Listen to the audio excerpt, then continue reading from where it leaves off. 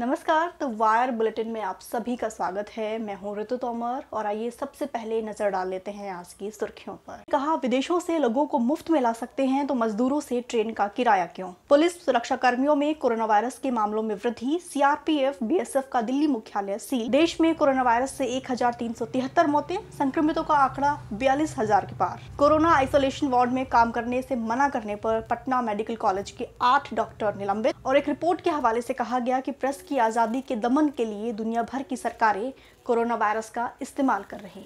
और अब खबरें विस्तार से। लॉकडाउन की वजह से देश के विभिन्न राज्यों में फंसे प्रवासी मजदूरों को उनकी घर वापसी के लिए विशेष ट्रेन चलाए जाने के लिए खुद उन्हीं से किराया वसूलने के सरकार के कदम की कांग्रेस अध्यक्षा सोनिया गांधी ने आलोचना की है। सोनिया गांधी ने बयान जारी कर कहा है कि कांग्रेस प्रदेश समितियों की हर इकाई जो है हर जरूरतमंद मजदूरों की रेल टिकट का भाड़े का खर्चा उठाएगी। सोनिया गांधी ने साफ तौर पर कहा कि जो मजदूर हैं वो इस देश की रीढ़ की हड्डी है और उनकी जो मेहनत और जो कुर्बानी है वो राष्ट्र निर्माण की नींव है। उन्होंने कहा कि 1947 के बाद पहली बार इस देश ने ऐसा मंजर देखा है जब हजारों की संख्या में मजदूर पैदल चलकर सैकड़ों किलोमीटर पैदल चलकर अपने घर पहुंचने पर मजबूर हुए हैं। उन्होंने साफ तौर पर सरकार से पूछा कि आखिर क्यों जब विदेशों में फंसे भारतीयों को मुफ्त में लाया जा सकता है तो ऐसा इन मजदूरों के मामले में क्यों नहीं किया जा सकता। आपको बता दें कि सिर्फ कांग्रेस ने ही बल्कि कई विपक्षी नेताओं ने भी सरकार को कटघरे में खड़ा किया है। मसलन जम्मू कश्मीर के पूर्व मुख्यमंत्री उमर अब्दुल्ला ने सरकार से पूछा है कि आखिर कोरोना वायरस के लिए बनाया गया पीएम केयर्स फंड कहां पर है, उसका इस्तेमाल क्यों नहीं किया जा रहा है। जबकि वहीं पर झारखंड के मुख्यमंत्री हेमंत सोरेन ने भी इसे गलत बताया है। वहीं पर राष्ट्रीय जनता दल यानी आरजेडी के जो नेता है तेजस्वी यादव, उन्होंने बिहार सरकार से कहा है कि वो बिहार सरकार को 50 ट्रेनों का किराया जो है वो देने को तैयार हैं। इसके बावजूद जो है इन प्रवासी मजदूरों की घर वापसी के लिए सरकार जो है वो विशेष ट्रेनों का प्रबंध करें। और अब अगली खबर, देश भर में कोरोना वायरस से मरने वालों की संख्या बढ़कर 1373 हो गई है, जबकि संक्रमितों का जो आंकड़ा है वो भी बढ़कर 42,533 हो गया है। जबकि कोरोना वायरस से देश भर में 11,000 से अधिक लोग जो है वो ठीक हो चुके हैं। अब अगर बात करें महाराष्ट्र की, तो महाराष्ट्र जो है वो देश भर में सबसे ज़्यादा संक्रमित राज्य बना हुआ है। यानी सबसे ज़्यादा मौतें अगर कहीं हुई है तो वो महाराष्ट्र है। महाराष्ट्र में अभी तक कोरोना वायरस से 548 मौतें हो चुकी है, जबकि दूसरा नंबर गुजरात का है। गुजरात में कोरोना वायरस से 290 लोग दम तोड़ चुके हैं। मध्य प्रदेश में 156, राजस्थान में 71, दिल्ली में 64 और उत्तर प्रदेश में 73 लोग जो है वो कोरोना वायरस की वजह से दम तोड़ चुके हैं। आज से देश भर में लॉकडाउन का तीसरा चरण शुरू हो गया है, जिसके तहत कम जोखिम वाले जो क्षेत्र है या जो इलाके हैं उसमें कुछ ढील दी जा रही है।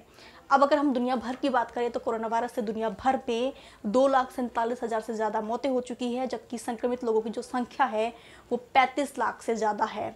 अमेरिका जो है वो अभी भी इस स्पोर्ट में नंबर 1 पर बना हुआ है। अमेरिका में सबसे ज़्यादा मौतें दुनिया भर में कहीं हुई है तो वो अमेरिका है। अमेरिका में कोरोना वायरस से 67,000 से ज़्यादा लोग दम तोड़ चुके हैं, जबकि वहाँ पर संक्रमितों का जो आंकड़ा है वो 11 लाख से अधिक बताया जा रहा है।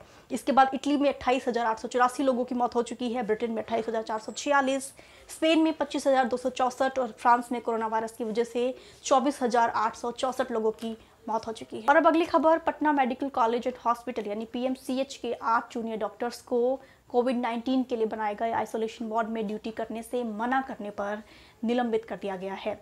निलंबित किए गए ये 8 जूनियर डॉक्टर्स रेडियोलॉजी डिपार्टमेंट में परास्नातक छात्र हैं। इस निलंबन के बाद इन 8 डॉक्टर्स की जो स्कॉलरशिप है वो भी रोक दी गई है। इसके साथ ही इनकी परीक्षा देने पर भी रोक लगा दी गई है।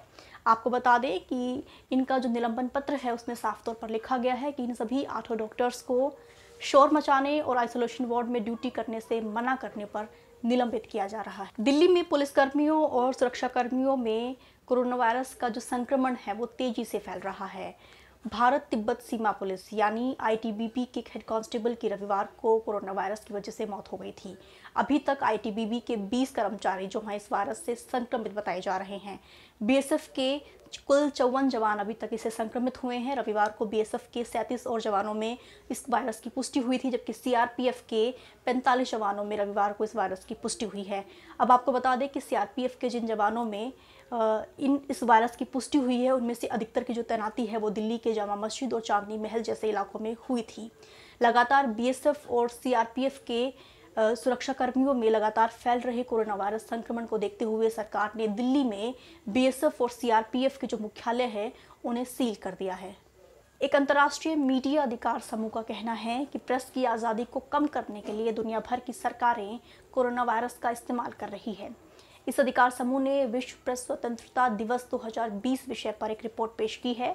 ये रिपोर्ट साफ तौर पर कहती है कि लोकतांत्रिक और तानाशाही व्यवस्था वाली जो सरकारें हैं वो जनता को गुमराह करने के लिए, जनता तक उनकी गलत नीतियां ना पहुंचे, उसके लिए वो शिकंजा कस रही हैं स्वतंत्र मीडिया पर। ये रिपोर्ट आगे कहती है कि तानाशाही व्यवस्था वाले देशों की सरकारें स्वतंत्र मीडिया पर शिकंजा कसने के लिए उन पर यानी मीडिया पर आपातकालीन फैसले थोप रही हैं, जबकि लोकतांत्रिक देशों की सरकारें जो हैं वो जनमत को प्रभावित करने के लिए मीडिया पर एक तरीके से अंकुश लगा रही हैं। आपको बता दें कि अधिकार समूह कहता है कि बीते 2.5 महीने में उसके समक्ष जो हैं वो प्रेस स्वतंत्रता उल्लंघन के 162 मामले दर्ज हुए हैं। आज बुलेटिन में सिर्फ इतना ही। देश दुनिया की तमाम खबरों के लिए आप द वायर की हिंदी, अंग्रेजी, उर्दू और मराठी वेबसाइट से जुड़े रहें। तब तक के लिए शुक्रिया, नमस्कार। द वायर के और वीडियोस देखने के लिए सब्सक्राइब करें और बेल आइकन पर क्लिक करें। स्वतंत्र पत्रकारिता की आर्थिक मदद करने के लिए डिस्क्रिप्शन में दिए गए लिंक पर जाएं और अपनी राशि चुनें।